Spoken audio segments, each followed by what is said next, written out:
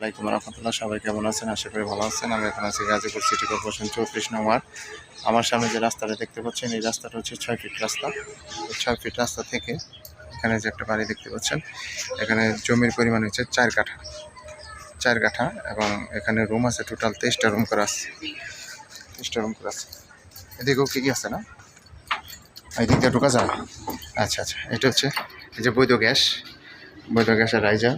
এটা হচ্ছে ওয়াশরুম। এখানে টোটাল রুম আছে আপনার 23টা। এটা টোটালি আপনার বিরিক্সাত করা,